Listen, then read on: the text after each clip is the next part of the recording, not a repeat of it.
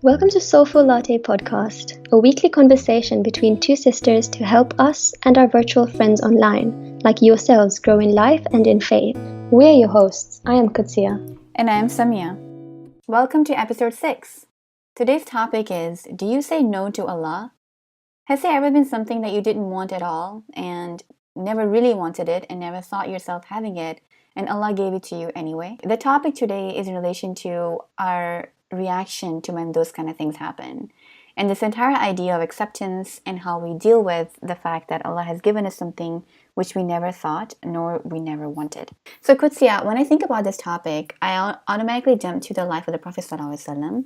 When we learn about his story and we read about the seerah, we begin to understand that everything was perfectly by design. Everything happened for a very specific purpose. All of the people in his life, from even before his birth to when he was being born, to towards the end of his life, everything and each individual was perfectly placed. All of the battles, all the difficulties that Muslims went through in the early period of Islam, everything was by design.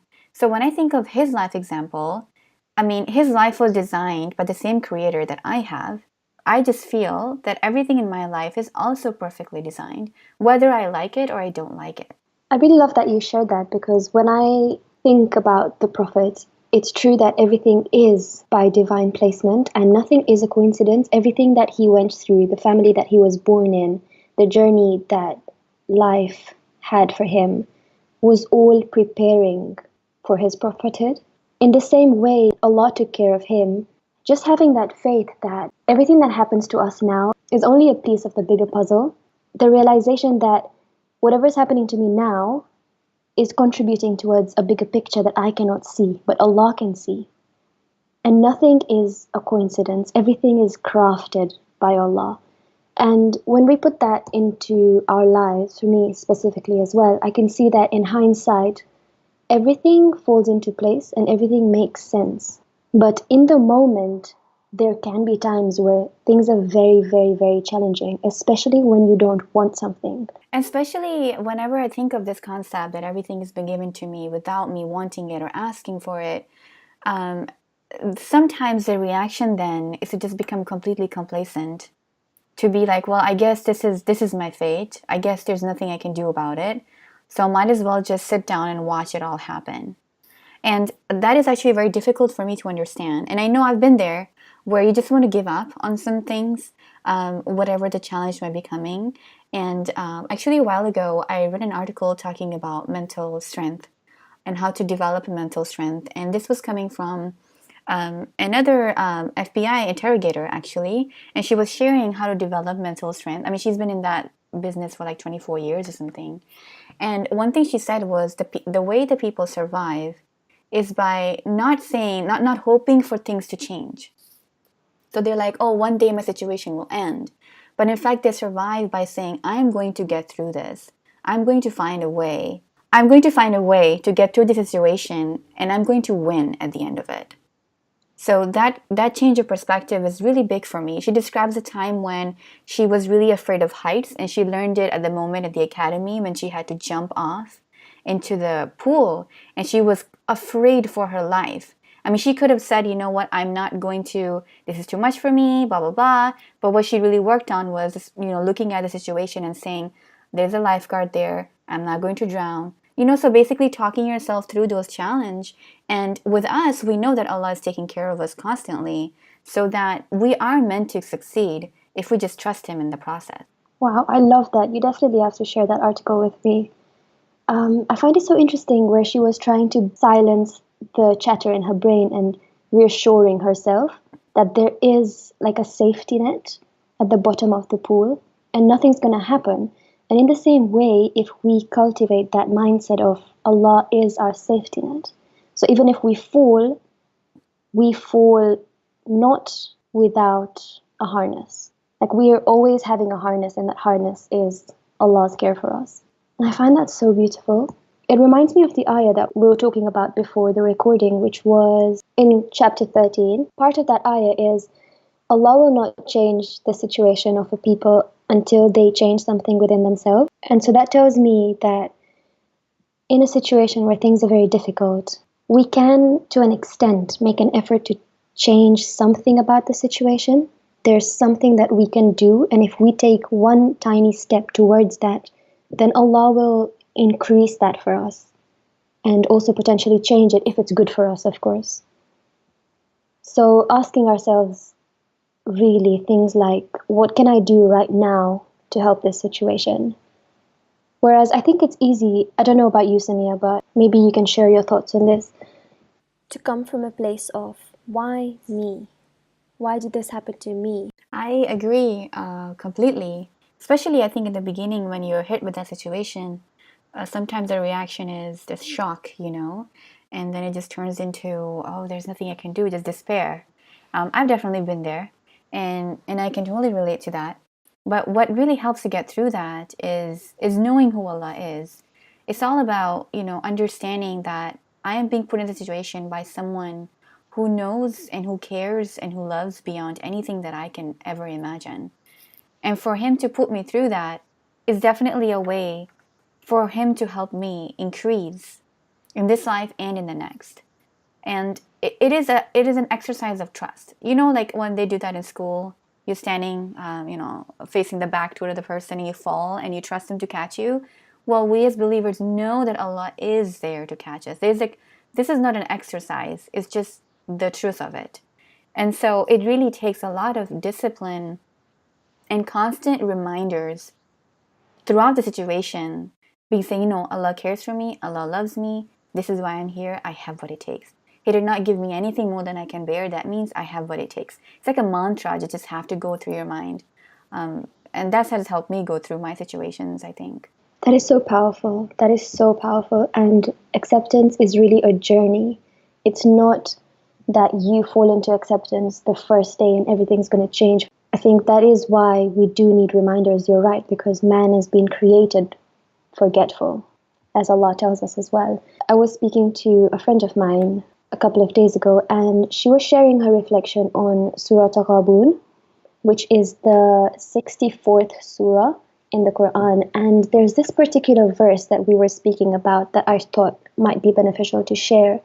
And it's verse 11, and it says, "No affliction visits anyone except by Allah's leave. Whoever has faith in Allah, He guides his heart, and Allah has knowledge of all things."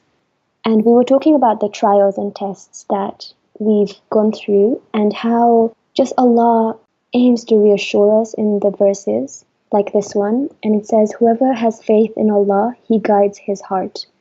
And Allah knows everything. And I thought that was just such a comforting verse. This is actually very wonderful, specifically from me personally, because I remember the times when I've been in that little mindset of despair and shock and, going through all those emotions which a difficult situation brings. And sometimes the reaction also includes turning away from Allah. Because it might be because you're going through depression. It might be because you're just so frustrated and you just are like, oh, I just can't think about this right now. I just need to be miserable at this moment. And yeah, I definitely be miserable at the moment and own that moment, but you have to get out of it and say, and I really love that reminder that you just shared is if we just have faith in him, meaning that we act on the things he's told us to act on, like I don't miss my prayers at that time. I focus on du'as at that time, then Allah is going to be there for me and He's going to guide my heart. A heart is the most delicate thing, especially at that time because we feel so broken, and the heart is there. And this idea of patience is, going through something with patience, with beauty and grace. That's something that, we learn. It's really hard to do. And I was actually reading, and I want to share this quote with you. This is a reflection by Rabata Retreat is another retreat that is like a women's only thing. And apparently they were talking about the hadith of Imam Nawawi, the 40 of them. And they talked about this concept, which is rida. And they describe it as a concept higher than patience. For in patience, they acknowledge the pain and wait for the ease to come. With rida, the pain almost disappears. It is a total surrender and a blessed feeling. Patience comes first and rida follows, just as iman is followed by ihsan. So patience is one step, and afterwards that little pain and whatever that you live through disappears. And I think that has a lot to do with trusting Allah. Absolutely. That is so powerful that You're in line with Allah's plans and you're accepting of what Allah has chosen for you because you trust Him to a level that is unshakable. And that, of course, is a gradual journey. And I love that. I just keep looking back to this verse and thinking everything that afflicts us is by divine permission. It's there specifically for us, and they're not a coincidence. So we can overcome these things through belief, and Allah will inspire our hearts with strength, and He will give us the strength to overcome whatever it is. And that's just really blowing me away right now. To give the strength and then open up the pathways. We might be in a situation where we have to take some steps to get out of that difficulty. And if you just trust Him and take that first step, then maybe that door will open, which will just answer all the du'as that we've been making. And Qudsiya, this is something that's a little bit difficult for me to discuss because I feel like talking about it, it appears as if we have completely adopted this idea and we're living it in our everyday life. And that is so far from the truth. I personally, for me, I've talked about it openly on my Instagram at Sunnah Living. I talk about my health situations, and I know I'm dealing with my thyroid situations. And as you mentioned, it is definitely a journey. There are some days where I'm like, I'm owning this. I've got this. I trust Allah. I know this is good for me. And then, 2 days later, I'm in this pit of despair where I am frustrated, I'm angry, I am just going through this. So, yeah, it is definitely a journey, it's a process, and it's a constant reminder. But isn't that what life is, though? We have to be constantly working on ourselves.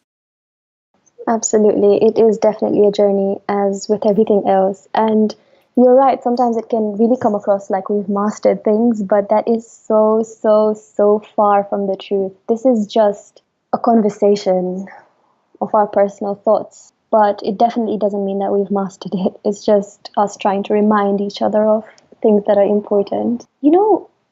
I was studying the names of Allah, and the one name that I think I just want to share with you is As-Samad, and it's the satisfier of all needs. And when I was looking into it, one of the explanations said, He knows us, and He knows what our hearts need, and He is the best of planners, and will only do what is best for us. So He is ever present, knowing our needs before we do, and satisfying them in the way that they should be satisfied, not in the way that we think they should be satisfied. Sometimes we might ask for something, but the thing that will lead us to it isn't what we want. And sometimes it's just what we need. I see it as being let's say that you were in a group situation, maybe you had friends or influences. I think we can go back in time and look at ourselves. But if you're in a group situation where you're like, oh, I cannot believe I was in that environment where it was harmful for me. But then you really realize later where you are was a result of all of that. So sometimes even the things where you're like, but I cannot, it seems almost wrong. But then that is also a way for us to find the right path. I think I can really relate to that personally because when I look back into my life, there's so many situations where I feel like, why did you do that? Why? What? I wish I would have learned the lesson another way without harming myself and everyone around me so, so much. But I have to remind myself that Allah was continually crafting me through that process. And maybe if I didn't make those mistakes, maybe if I didn't go through that, maybe I wouldn't come out where I am now. Completely intact. And that's the only thing that keeps me going, that everything happens for a reason, and Allah is continually crafting you with every single experience, no matter how challenging. And that can be the hard thing sometimes. With your situation, your health situation that you mentioned, what are some things that really reassure you when you're really feeling low about it and frustrated about it? I think you're asking me this at a very interesting time because I'm actually at this point of frustration for a few days. Like I said, it is a journey, goes up and down, and this actually podcast topic is helping me in the process to figure out and just to remind myself exactly who Allah is. For me, it has to be knowing who Allah is. Like, this is it. I know that Allah is not cruel. He's not a God who is just out there to harm people. And And you know, in the end, for my health, I just have to understand that this is it. There's nothing I can do about it, so might as well try to make the best of it, kind of a thing. I think this is what I can say at this point right now. And this might look so different for every single person. And I think it's really important to give yourself the space to feel a human emotion and to be okay with feeling a human emotion. And it doesn't mean that you're in despair or wallowing in it so much, but just feeling the emotion through, if that makes any sense. It definitely does, because I think a lot of times we get to shame ourselves for feeling those things. Like, we're so faithful, we're Muslims, we shouldn't feel this way. I think that's a very misplaced idea, because in the end, we are human beings. The Prophet ﷺ himself felt through those things. He felt sad, he felt angry, he felt frustrated. You can see that in his life, you know? And so for us to feel that, I mean, it's definitely a human thing to feel. And definitely you have to watch out though when you're just wallowing in it. So just yesterday I was talking to my husband and the conversation just turned negative on my side. I saw the switch happen so quickly that it just one topic to another, and it just fell down this slope. And I told him, I'm like, did you catch this? Did you see what just happened? It cannot be. And I said, told him, inshallah, I'll be fine in a few days. So you have to catch it. You just can't allow yourself to continue falling. You have to be like, oh, inshallah, Allah willing, I will be fine in 2 days. And that's how I ended it. And that was actually a really positive and a strong ending for me personally. Alhamdulillah, Alhamdulillah. So Qudsiya, we talked about my personal story of acceptance, and well, I guess it's acceptance question mark, but the journey of acceptance. Would you have something to share for yourself where you found yourself struggling with the idea itself? I do have a little story. It's actually in relation to marriage. 4 years ago, I used to study in the UK, and while studying here, I realized how much I was so different from the place that I was in. And I made a promise to myself. I kind of decided things for myself, and I told my family that I would not want to get married here ever. I wanted nothing to do with this place anyway. So I went back, everything was fine. But then my mom and I were speaking one day, and this was 4 days before I was introduced to my husband. And we were talking about acceptance and really not wanting things, and how Allah will place you in a place that is the best for you. And my mom was reassuring me in saying that, sometimes you don't want certain things, but if Allah knows that you need it, He will put you in that situation, and you have to be okay with that. Because who knows best? I miss my mom. So then I was like, okay, yeah, it makes sense, I just need to be okay with where Allah wants me to be. That's fine, inshallah. And then I was introduced to my husband. And the funny thing is, for me, my heart was never open to anything. Anything marriage related, my heart was just not open.